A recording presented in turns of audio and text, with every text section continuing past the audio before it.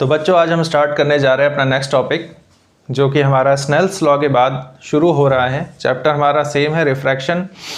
और इस चैप्टर के अंदर जो नेक्स्ट टॉपिक अब है हमारा वो है real depth and apparent depth.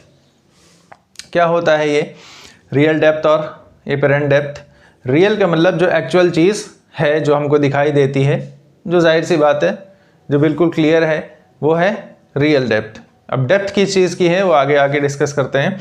और एपेरेंट जो कि हमको दिखाई देता है, एक्चुअल में ऐसा है नहीं लेकिन हमको दिखाई दे रहा है, उसको हमने नाम दिया है एपेरेंट डेप्थ का। ठीक है, तो ये तो एक वर्ड मीनिंग तौर पे हो गया, लेकिन ये चीज़ रिफ्रैक्शन में कहाँ पर आ रही है? तो आप लोगों ने प्रैक्टिकली भी देखा होगा कि कोई चीज़ अगर पानी के अंदर डूबी हुई है तो वो हमको नॉर्मली जितनी डेप्थ पर होती है, जितनी हाइट पर होती है पानी के नीचे, उससे ऊपर दिखाई देती है। ऐसा लगता है कि ये चीज़ बस बिल्कुल नज़दीक ही पड़ी हुई है, लेकिन जब उसमें हाथ डालते हैं तो हाथ हमारा पूरा अंदर तक चला जाता है। ठीक है, तो ये भी किसकी वजह से होता है? ये रिफ्रैक्शन की वजह से होता है। और क्योंकि लाइट रेज एयर से वाटर में जा रही हैं, तो हम जानते हैं रिफ्रैक्शन के अंदर क्या होता है कि लाइट रे बेंड होने लगती है जब मीडियम चेंज होता है, ट्रांसपेरेंट मीडियम।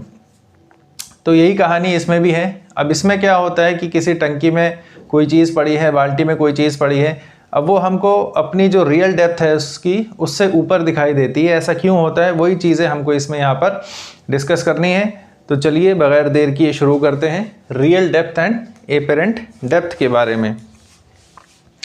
तो सबसे पहले हम क्या करेंगे, सबसे पहले समझते हैं इसको एक फिगर बना के, एक टंकी बना के समझने की कोशिश करते हैं। थोड़ी सी लाइन टेढ़ी हो गई।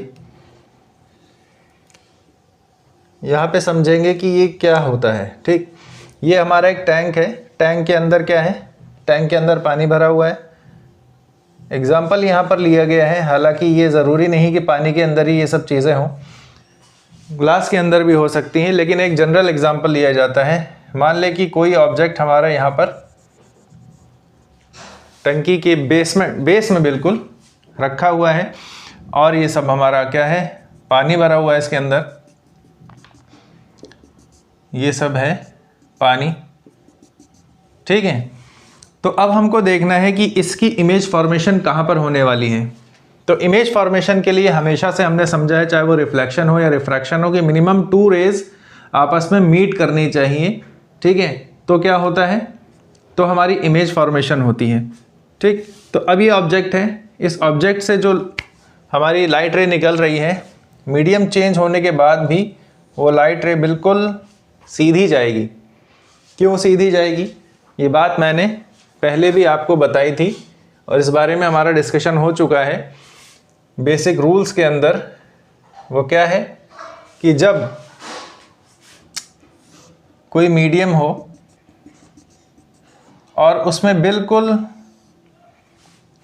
स्ट्रेट, बिल्कुल 90 डिग्री टू द सरफेस पर लाइट रे स्ट्राइक कर रही हो, तो वो एज इट इज़ चली जाती है, किसी तरह की कोई बेंडिंग नहीं होती। ठीक है, ये एयर है, ये वाटर है मान लें, तो यहाँ पर क्या है? मीडियम तो चेंज हो रहा है, लेकिन क्योंकि किसी एंगल पर ये मीडियम, ये जो लाइट रे है, ये स्ट्राइक नहीं कर रही, बल्कि क्या हो रहा है? एंगल ऑफ इंसिडेंस हमारा विद नॉर्मल 0 है। नॉर्मल भी ऐसे है, एंगल ऑफ इंसिडेंस यानी इंसिडेंट रे भी स्ट्रेट है, तो एंगल ऑफ इंसिडेंस हमारा विद नॉर्मल 0 बन रहा है। तो इस केस में हमारी लाइट रे बिल्कुल स्ट्रेट निकल जाती थी। ये हम पहले डिस्कस कर चुके हैं। तो वही चीज़ यहाँ पर हो रही है कि मीडियम चेंज हो रहा है, लेकिन क्योंकि नॉर्मल यहाँ पर जो लाइट रे है वो अलोंग द नॉर्मल है, एंगल ऑफ इंसिडेंस नॉर्मल के और इंसिडेंट रे के बीच में 0 बन रहा है, तो ये बिल्कुल स्ट्रेट निकल जाएगी, किसी तरह का कोई डेविएशन इसमें नहीं होने वाला। एक बात तो ये हो गई। ठीक है, इसको मान लेते हैं ऑब्जेक्ट O। अब क्या होगा? अब हमको दूसरी रे भी चाहिए अपनी, तो हम क्या करते हैं? एक दूसरी रे यहाँ पर ड्रॉ करेंगे कुछ ऐसे। ये हमारी सेकंड रे हो गई। थोड़ा सा और डिस्टेंस पे इसको बनाने की कोशिश करते हैं। ये हमारी सेकंड रे हो गई जो कि ऑब्जेक्ट से आ रही है। अब क्या है, यहाँ पर मीडियम चेंज हो रहा है, ये हमारी नॉर्मल है। मीडियम चेंज होने की वजह से अब यहाँ पर बेंडिंग ऑफ लाइट होने वाली है। बेंडिंग ऑफ लाइट क्या होगी? From denser to rarer. अगर हम इसको, हमने तो इसको वाटर कहा ही है, तो ये डेंसर हो गया और ये रेयरर मीडियम हो गया। तो डेंसर से रेयरर में जब लाइट रे जाएगी तो bend away from the normal होगा। तो ये नॉर्मल से अवे में ये बेंडिंग हो गई। ये हमारी दो light rays from the object हो गई। लेकिन हम ये देख रहे हैं कि एक रे ऐसे जा रही है, एक रे ऐसे जा रही है, कहीं ये आगे जाके मीट नहीं होने वाली हैं। तो इमेज फॉर्मेशन कैसे होगी? इमेज फॉर्मेशन तब होगी जब इसको हम पीछे की तरफ एक्सटेंड करेंगे और यहाँ पर ये दोनों रेज मीट करेंगी इस पॉइंट पर, और इसको हमने नाम दिया है आई का। यानी इमेज फॉर्मेशन यहाँ पे होगी, ठीक है। यानी जो ऑब्जेक्ट यहाँ पर है, टंकी के बिल्कुल बेस में पड़ा हुआ है, वो हमको एक्चुअल में दिखाई देगा इतना ऊपर। इसको कहते हैं real depth and apparent depth का कॉन्सेप्ट। अब ये जो हमारी रियल डेप्थ है ये वाली, यानी वाटर सरफेस से जो एक्चुअल जो पोजीशन है ऑब्जेक्ट की, वो हमारी क्या कहलाती है? Real depth. रियल डेप्थ जिसको हम डी से डिनोट करते हैं, ठीक है। और ये जो हमारी इमेज बनी है, ये डिस्टेंस हम जो है इसको कहते हैं डी डैश, या इसको हम एपेरेंट डेप्थ भी कहते हैं। ये होता है रियल डेप्थ और एपेरेंट डेप्थ का कॉन्सेप्ट, कि एक्चुअल में इमेज जहाँ बन रही है वो ऑब्जेक्ट वहाँ पर रखा हुआ नहीं है, वो ऑब्जेक्ट रखा है नीचे। इसकी इमेज बन रही है ऊपर। क्यों बन रही है? क्योंकि यहाँ पर क्या हो रहा है? रिफ्रैक्शन हो रहा है फ्रॉम डेंसर से रेयरर मीडियम में। इसका जो रिफ्रैक्शन हो रहा है उसकी वजह से जो इमेज ऊपर बनी हुई दिखाई दे रही है, यही कॉन्सेप्ट हमारा real depth and apparent depth का, ठीक है। अब इसमें रिफ्रैक्टिव इंडेक्स μ1 एयर का हम कह लेते हैं, और रिफ्रैक्टिव इंडेक्स μ2 हम वाटर का मान लेते हैं, ठीक। अब इतनी कहानी जो हमने पढ़ी है, उसके बाद हम यहाँ पर लिखते हैं कि इसमें आपस में μ1 μ2 या फिर ये जो रियल डेप्थ और एपेरेंट डेप्थ है, इनका आपस में क्या रिलेशन होता है। तो रिलेशन इसका होता है μ2 upon μ1 is equal to D upon D dash, यानी real depth upon apparent depth. ये हमारा रिलेशन आता है। ये कैसे आता है अभी इसको हम प्रूफ भी करेंगे, लेकिन ये जो पूरी कहानी यहाँ पर हुई है, इसमें हमको एक रिलेशन मिलता है कि refractive index of second medium upon first medium, ये एक दूसरे से कोरिलेट करते हैं डी बाय डी डैश के तौर पर, ठीक है। अब हम देखेंगे कि ये रिलेशन हमारे पास आया कहाँ से। अब इसके बारे में देखते हैं कि ये रिलेशन हमें कहाँ से मिला है। अब इस फिगर की तरफ आते हैं और देखते हैं कि इसमें और क्या क्या चीज़ें छुपी हुई हैं। तो सबसे पहले तो ये कि ये जो एंगल है, ये एंगल ऑफ इंसिडेंस है, ठीक है। कैसे एंगल ऑफ इंसिडेंस आप सब जानते हैं। ये हमारा एंगल ऑफ इंसिडेंस हो गया। क्यों? क्योंकि ये एक रिफ्रैक्टेड, ये एक लाइट रे है जो ऑब्जेक्ट से जा रही है विद द नॉर्मल, ये हमारा एंगल ऑफ इंसिडेंस है। इसी तरह से अगर हम यहाँ पर देखें तो क्या इस एंगल को भी हम आई कह सकते हैं। ये एंगल और ये एंगल दोनों इक्वल होंगे। क्यों? क्योंकि कुछ इस तरह की पोजीशन यहाँ पर बन रही है। एक एंगल ये है और एक एंगल ये है। मैथमेटिक्स आप लोग अच्छी तरह से जानते ही होंगे कि ये दोनों एंगल क्यों इक्वल हो रहे हैं। और इसी तरह से ये कौन सा एंगल बनेगा? एंगल ऑफ इंसिडेंस ये है, तो ये क्या है? एंगल ऑफ रिफ्रैक्शन ये है, ठीक। अब अगर ये एंगल आर है तो क्या ये एंगल आर हो सकता है? तो क्या ये भी एंगल आर हो सकता है? बिल्कुल हो सकता है, क्योंकि ये दो रेज हमारी इस तरह से जा रही हैं और ये इस तरह से एक लाइन ने इसको कट किया टेंजेंट ने, तो ये और ये एंगल हमारे इक्वल होते हैं। आप लोग खूब अच्छी तरह से ये बात जानते हैं, मैथ्स में अच्छी तरह से आपने पढ़ी हुई है। इसकी डिटेल हमको यहाँ पर आगे डिस्कस नहीं करनी, क्योंकि हमें अपनी डेरिवेशन को जल्दी से आगे बढ़ाना होगा। तो बात करते हैं, चले अब इस डिस्टेंस को हम मान लेते हैं x। इसको हमने मान लिया x, और ये फुल डिस्टेंस d है और ये d डैश है, ये हमने पहले से अज्यूम कर रखा है। अब हम देखते हैं कि और आगे क्या हो सकता है। तो अगर आपको याद हो स्नेल्स लॉ, स्नेल्स लॉ क्या कहता है? स्नेल्स लॉ कहता था μ1 sin r is equal to μ2 sin i। कुछ याद आया? μ1 sin r, μ2 sin i, μ2 sin i is equal to μ1 sin r। कुछ याद आया? स्नेल्स लॉ में पढ़ाया था, नहीं पढ़ा है पिछला लेक्चर जाके देखें।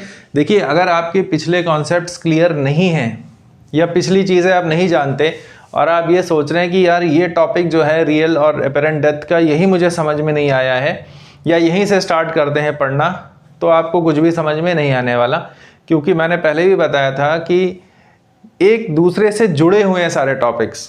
अगर स्नेल्स लॉ नहीं पढ़ा है तो ये टॉपिक समझ में नहीं आ सकता। रिफ्रैक्शन के बेसिक्स नहीं पढ़े, बेसिक्स रूल नहीं पढ़े, तो आपको स्नेल्स लॉ नहीं समझ में आ सकता। तो एक सीक्वेंस में हम सारी चीज़ों को लेके चलेंगे तो ये सब चीज़ें बहुत आसान है। और अगर हम चाहें कि बस एक टॉपिक पढ़ लें, सर ने बताया है कि ये वाला टॉपिक बहुत इंपॉर्टेंट है लिहाजा इसको हम पढ़ लेते हैं, तो समझ में तो नहीं आ सकता। हाँ, ये है कि रट के अगर चले जाओगे तो शायद पे कुछ काम बन जाए। ठीक है, तो अगर स्नेल्स लॉ नहीं पढ़ा है तो पहले स्नेल्स लॉ जा करके पढ़ लो। तो ये कहाँ से आया, ये अपने आप समझ में आ जाएगा। μ2 sin i is equal to μ1 sin r होता है। ठीक है, अब आगे क्या करना है? अब आगे देखो, इसके अंदर हम क्या क्या चीज़ें कर सकते हैं। इसको हम ऐसे लिख सकते हैं, sin i upon sin r is equal to μ2 upon μ1। ऐसे लिखा जा सकता है, इसको बिल्कुल लिखा जा सकता है। अब आगे क्या होगा, हम चीज़ ये बात रिफ्लेक्शन में भी कई बार कह चुके हैं और ये बात समझ चुके हैं, और रिफ्रैक्शन में भी वही सेम चीज़ है। क्योंकि मैंने पहले लेक्चर में ये बात बताई थी कि बहुत सारी चीज़ें सेम होंगी और बहुत सारी चीज़ें डिफरेंट भी होंगी रिफ्लेक्शन और रिफ्रैक्शन में। लेकिन कुछ चीज़ें जो सेम हैं, उनमें से एक जो टर्म आ रही है वो आपने रिफ्लेक्शन में भी पढ़ी है, पैराक्सियल रेज। पैराक्सियल रेज क्या होती है? पैराक्सियल रेज रिफ्लेक्शन के केस में जो प्रिंसिपल एक्सिस से बिल्कुल करीब रेज होती थी, बिल्कुल उससे बिल्कुल मिलती हुई वो, और हम क्या करते थे उसमें अपर्चर बहुत स्मॉल लेते थे। तो जाहिर सी बात है जो भी रेज आएंगी ऑब्जेक्ट से वो पैरेलल एक्सिस के, प्रिंसिपल एक्सिस के बिल्कुल नज़दीक होंगी, तो उन रेज को हम पैराक्सियल रेज कहते थे। सेम कंडीशन यहाँ पर भी है कि जो भी, अब यहाँ पर तो समझाने के लिए हमने इतना बड़ा डायग्राम बनाया, हालांकि इतनी बड़ी आँख हमारी नहीं होती कि हम यहाँ पर, ये कैसी आँख है, आँख को सही से बनाए अगर तो कुछ ऐसी आँख बनेगी। तो इतनी बड़ी आँख नहीं होती, बड़ी बड़ी रेज को ये इकट्ठा करके देख सके। इसलिए हम रिफ्रैक्शन में भी ये बात कंसीडर करते हैं कि जो रेज है हमारी वो क्या है, पैराक्सियल रेज हैं, बहुत ज़्यादा नज़दीक रेज एक दूसरे से हैं। यानी ये जो एंगल बन रहा है ये बहुत छोटा एंगल बन रहा है, ये जो एंगल बन रहा है बहुत छोटा एंगल बन रहा है, बहुत क्लोज एंगल बन रहा है। ये तकरीबन ये रेज इतनी करीब है कि एक दूसरे के हम पैरेलल भी कह सकते हैं। तो यहाँ पर रिफ्रैक्शन में भी हम पैराक्सियल रेज ही मान करके चलेंगे, अपनी चीज़ें आगे सॉल्व करेंगे। ठीक, तो जब ये रेज पैराक्सियल हो गई, एक दूसरे के बहुत नज़दीक हो गई, तो क्या होगा, यहाँ पे लिख लेते हैं, since these rays are paraxial rays, तो क्या होगा, एंगल I और एंगल R, ये क्या होगा, angle I and angle R ये होगा tends to zero. Tends to zero यानी बिल्कुल ज़ीरो के नज़दीक, बिल्कुल ज़ीरो के नज़दीक होगा एंगल आई भी और एंगल आर भी। यानी इसको हम कह सकते हैं एंगल आई बराबर angle r nearly equal to zero, या तकरीबन ज़ीरो ही कह सकते हैं। क्यों? क्योंकि हमारी ये सारी की सारी रेज जो आ रही हैं, दो ये पैरेक्सियल रेज हैं। अब ये एंगल अगर ज़ीरो है या टेंड्स टू ज़ीरो है तो इसका क्या मतलब होगा? इसका मतलब ये होगा कि अगर हम इन एंगल की वैल्यूज़ को इनमें रखते हैं, यानी साइन आई की जगह हम रखते हैं साइन ज़ीरो, ठीक, तो उसकी वैल्यू क्या होगी? ज़ीरो। साइन ज़ीरो की वैल्यू ज़ीरो होती है। इसी तरह से साइन आर की वैल्यू हम रखते हैं साइन ज़ीरो, आर की वैल्यू ज़ीरो रखते हैं, भी साइन ज़ीरो हो जाए, इसकी वैल्यू भी क्या होगी? ज़ीरो। अच्छा, अब हम ये भी जानते हैं और नहीं जानते तो जान लेना चाहिए कि जिस तरह से साइन ज़ीरो ज़ीरो होता है उसी तरह से टेन ज़ीरो भी ज़ीरो ही होता है, ठीक है। साइन ज़ीरो ज़ीरो होता है, टेन ज़ीरो भी ज़ीरो होता है, ठीक है। अगर आपको ये एंगल्स वगैरह नहीं मालूम तो एक टेबल बना के उसको याद कर लो कि साइन 30 कितना होता है, 60 कितना होता है, ठीक है, उसको याद कर लो। नहीं याद होता तो इसको सिर्फ इतने को याद कर लो कि साइन ज़ीरो ज़ीरो होता है, ठीक है, टेन ज़ीरो भी ज़ीरो होता है। और अगर यहाँ पर कॉस होता, कॉस ज़ीरो, तो वो हमेशा 1 के बराबर होता है। तो जब साइन ज़ीरो भी ज़ीरो है और टेन ज़ीरो भी ज़ीरो ही होता है तो हम साइन आई की जगह टेन आई और साइन आर की जगह टेन आर भी लिख सकते हैं, ठीक है। ये बात मेरे ख्याल से अब तक समझ में आ जानी चाहिए कि अगर एंगल हमारा टेंड्स टू ज़ीरो है तो वो चाहे साइन हो, साइन आई हो, चाहे वो टेन आई हो, वो बराबर ज़ीरो ही होने हैं। तो हम यहाँ साइन आई की जगह टेन आई भी लिख सकते हैं और यहाँ टेन आर भी लिख सकते हैं, बराबर ये हो जाएगा mu two upon mu one. यहाँ पर थोड़ा सा करेक्शन कर लें, ये sine I by sine R mu one by mu two होगा, mu one by mu two होगा, sine I by sine R, sine I by sine R mu one by mu two. ये mu one है, ये mu two है, ये भी mu one और ये क्या हो गया? म्यू टू, ठीक।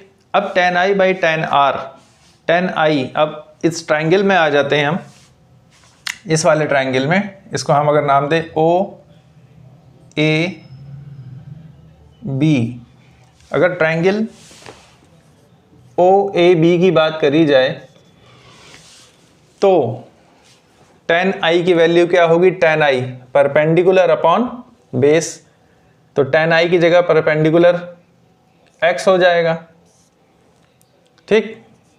टेन आई की जगह क्या हो जाएगा? परपेंडिकुलर अपॉन बेस, बेस यानी ए ओ, ए ओ कितना है? रियल डेप्थ के बराबर, ए ओ है रियल डेप्थ के बराबर, तो एक्स अपॉन हो जाएगा डी, टेन आई हो जाएगा हमारा एक्स अपॉन डी। इसी तरह से टेन आर की बात करें, ये वाला triangle, triangle I A B, अगर हम बात करें ट्रायंगल, यह ट्रायंगल आई ए और बी, तो इस ट्रायंगल के अंदर टेन आर की वैल्यू क्या होगी? Tan r is equal to x upon D dash, x upon D dash apparent depth. तो ये tan i by tan i और टेन आर का हमको यहाँ से रिलेशन मिल गया। अब ये वैल्यूज़ उठा करके हमको यहाँ पर पुट कर देनी है और देखते हैं फिर आगे क्या बनता है। टेन आई की जगह हम लिख सकते हैं x by d upon tan r की जगह लिख सकते हैं x बाय डी डैश, तो ये हो जाएगा x by d dash is equal to mu one by mu two, ठीक है, mu one by mu two हो जाएगा। इसको और ज़्यादा आसान करें, x by d into d dash by x कर दिया, x से x चला गया, mu one by mu two हो गया। तो कुछ नज़र आ रहा है आता हुआ, कुछ नज़र आया? क्या नज़र आया? नज़र ये आया कि μ1 बाय μ2 इज इक्वल टू क्या होगा, d डैश बाय डी के, d डैश बाय डी के, या इसको हम ऐसे भी लिख सकते हैं कि μ2 upon μ1 is equal to d upon d dash. यही हमको यहाँ पर क्या करना था, प्रूव करना था, हैंस प्रूव्ड। ये हो गया हैंस प्रूव्ड। जो हमको यहाँ पर प्रूव करना था, क्या प्रूव करना था कि μ2 by μ1 d by d dash के बराबर होता है। किस तरह से हुआ? बड़ी आसानी से, कोई ज़्यादा परेशानी वाली बात नहीं, आसानी से समझ में आने वाली बात है। ये रिलेशन आगे हमारे न्यूमेरिकल्स में बहुत काम आने वाला है। जैसे कि मैंने पहले बताया था, बहुत सारे कॉन्सेप्ट्स को जोड़कर एक प्रॉब्लम क्रिएट की जाती है, एक न्यूमेरिकल बना दिया जाता है, जिसमें सारी की सारी हमारी नॉलेज वो चेक हो जाती है कि हमें स्नेल्स लॉ भी आता है, रिफ्रैक्शन भी आता है, और साहब हमें जो है वो रियल डेप्थ और एपरेंट डेप्थ भी आता है। इसके आगे जो टॉपिक हैं, शिफ्टिंग फ्रॉम स्लैब, जो स्लैब में जब लाइट रे जाती है तो कैसे शिफ्ट हो जाती है, वो भी आता है। यानी जो कंपटीशन में, अच्छे कॉम्पिटिशन्स में जो सवाल आते हैं वो आपकी ओवरऑल नॉलेज को इसी तरह के क्वेश्चन से चेक करते हैं। तो ये मान के चलिए कि डायरेक्टली अब क्वेश्चंस तो बोर्ड एग्जाम्स में भी नहीं आते एज इट इज़ कि भाई आप स्नेल्स लॉ को जो है प्रूव कर दें, आते हैं, लेकिन अब उसका भी कॉन्सेप्ट थोड़ा बहुत ऐसा हो गया है कि वो भी कुछ इस तरह से क्वेश्चन पेपर डिज़ाइन करते हैं कि कंपटीशन में बच्चों को थोड़ी सी आसानी हो। कॉम्पिटिटिव लेवल पे जो क्वेश्चन आते हैं, उतना लेवल तो हाई नहीं होता बोर्ड का, लेकिन थोड़ा थोड़ा पैटर्न अब वैसा ही बनता जा रहा है बोर्ड का। ठीक, तो खैर ये हमारा टॉपिक कंप्लीट हो गया आज, real depth and apparent depth का। आगे के लेक्चर में देखते हैं कि हम क्या पढ़ने वाले हैं, और क्या पढ़ने वाले हैं कि आगे के लेक्चर में हम देखेंगे शिफ्टिंग फ्रॉम स्लैब, यानी लाइट रे, जो हम रेक्टेंगुलर ग्लास स्लैब जब रख देते हैं, आपने स्कूल में प्रैक्टिकल भी किया होगा, ये आगे करेंगे, कि जब लाइट रे के आगे एक रेक्टेंगुलर स्लैब रख दिया जाता है तो वो लाइट रे किस तरह से शिफ्ट हो जाती है, किस तरह से रिफ्रैक्शन होता है, वो चीज़ें उसमें हम डिस्कस करेंगे। ठीक है, तो मिलते हैं नेक्स्ट लेक्चर में।